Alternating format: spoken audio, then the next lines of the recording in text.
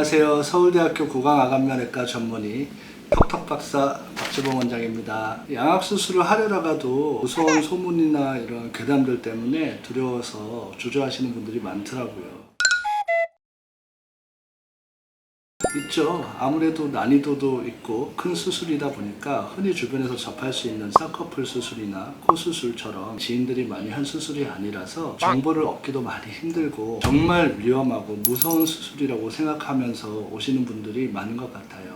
물론 상황에 따라서 맞는 부분도 있고 아예 근거가 없는 루머들도 있긴 한데 양악수술을 생각하시는 환자분들에게 한번 모아서 진실만을 말씀드리는 시간을 가져보겠습니다. 결론부터 말씀드리자면은 아닙니다. 우리가 양악수술을 하기 전에 양쪽 콧볼의 넓이를 캘리퍼라는 것으로 재놓습니다. 양쪽 콧볼과 상악, 위턱의 뼈에는 근육이나 살들이 이제 이렇게 붙어 있어요. 콧볼의 넓이를 이제 잡아주는 역할을 하는데 실제로 상악수술을 할 때 입 안으로 절개 및 박리를 하면 그 부분들이 다 잘리게 됩니다. 그래서 수술 중에는 코가 이렇게 확 퍼지게 되죠. 우리가 수술이 다 끝나고 나서 마무리하기 전에는 나일론이라는 잘 녹지 않는 실로 기존에 우리가 재놨던 거리를 보면서 다시 묶어주는 시간을 갖게 됩니다. 따라서 실제로 퍼지지는 않지만 양악수술 초기에 몇 가지 이유 때문에 퍼져 보이는 것이라고 말할 수 있겠습니다.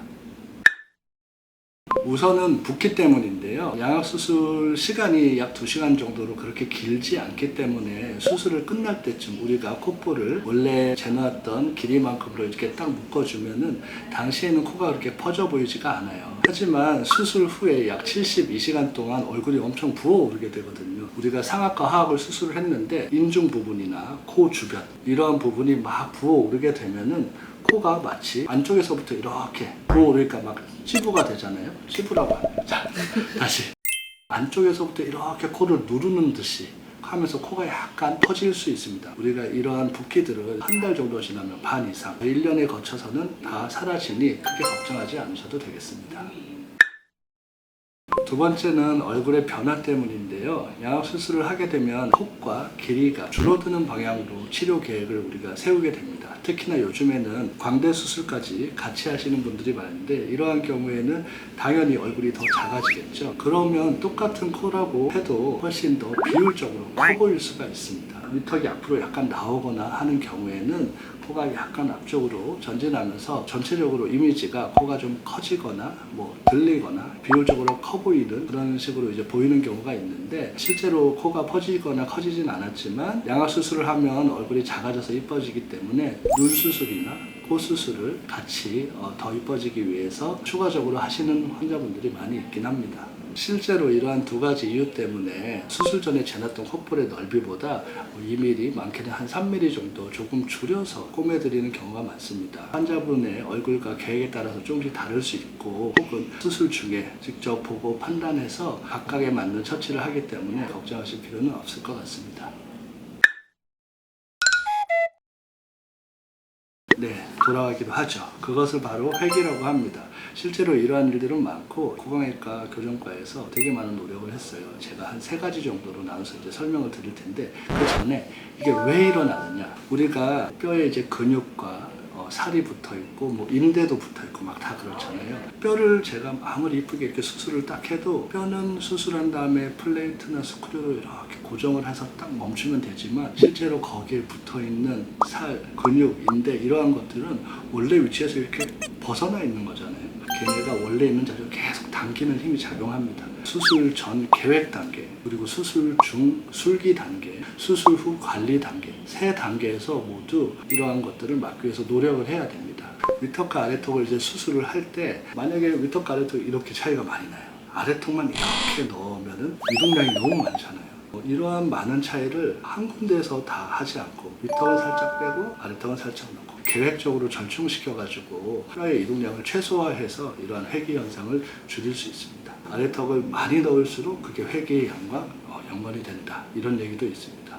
두 번째는 수술 술기적으로 막는 방법이에요. 이제 수술 중에 연조직이 붙어 있는 부분을, 특히나 이제 여기 사각턱 요 밑에 있는 부분이 많이 이제 당기거든요. 그런 부분을 충분히 이제 박리를 해준다든가, 뼈를 조금 잘라준다든가, 그쪽으로 튀어나올 수 있는 뼈들을 미리 손질을 해서 앞으로 다시 나가거나 뒤로 들어오려는 힘을 줄여준다거나, 이러한 것들은 워낙에 예전부터 학술적으로 정리가 잘 되어 있기 때문에 고환외과 선생님들은 거기에 맞춰서 수술을 하는 것으로 제가 알고 있습니다.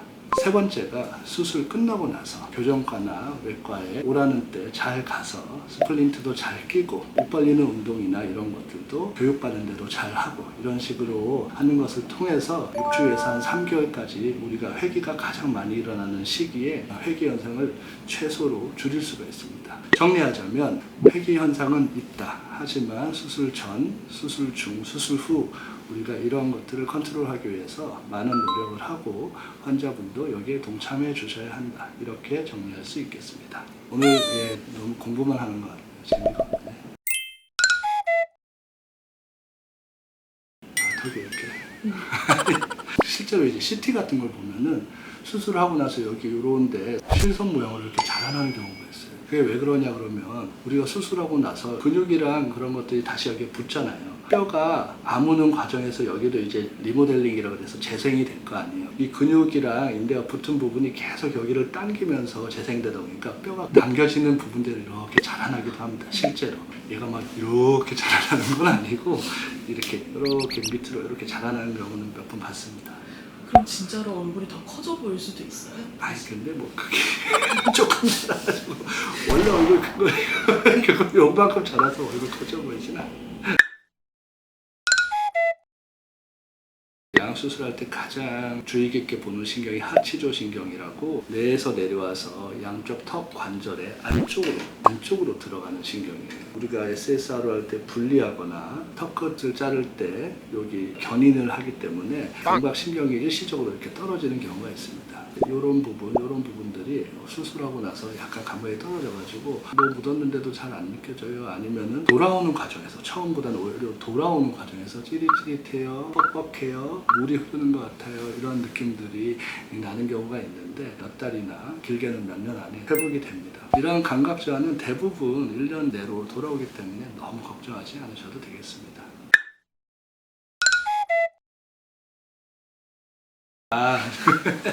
양수술할 때 쓰는 요 핀, 우리 임플란트에 쓰는 타이타늄이라고 인체 불활성의 금속인데 실제로 금속이에요. 근데 금속 탐지기에서 삐 소리 나거나 그러지는 않습니다. 너무 걱정하실 필요가 없어요. 그것보다는 이제 CT를 찍거나 MRI 같이 우리 얼굴에 있는 여러 가지 병변을 진단하기 위한 영상을 찍을 때 그 부분이 아티팩트라고 그래가지고 CT 같은 경우에는 막 반사가 되고 엑스레이가, MRI 같은 경우는 검게 나오는 그런 게 있어요. 본연의 물질도 아니고 다른 어떤 이유에 의해서 거기서 염증이 발생해서 나중에 빼려고 할 때 1년 이상 지나가면 그 스크류 선에 뼈가 차가지고 빼기가 되게 힘들거든요. 보통의 경우에는 한 6개월에서 1년 정도 지난 다음에 빼는 것을 환자분들에게는 적극적으로 추천을 하고 있습니다.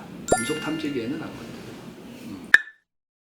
지금까지 우리 양악수술에 대해서 궁금해하시고 두려워하시고 살짝 괴담 같은 그런 얘기들에 대해서 한번 정리를 해보는 시간을 가졌습니다. 하루에 몇 번이고 이제 같은 얘기를 하게 되는 그러한 종류의 이제 질문인데요. 그래서 이러한 영상이 환자분들이 진짜 뭔지를 아는데 좀 도움이 되셨으면 하겠습니다. 저희는 이제 3D 인공지능을 이용해서 철저하게 분석하고 정밀하게 분석하고 모두 아름답고 갸름하고 기능적으로도 문제가 없는 얼굴을 만들기 위해서 항상 노력을 하고 있으니까 의료진을 믿고 걱정하지 않으셔도 될 것 같습니다. 지금까지 서울대학교 구강암면외과 전문의 턱덕 박사 박재봉 원장이었습니다. 감사합니다.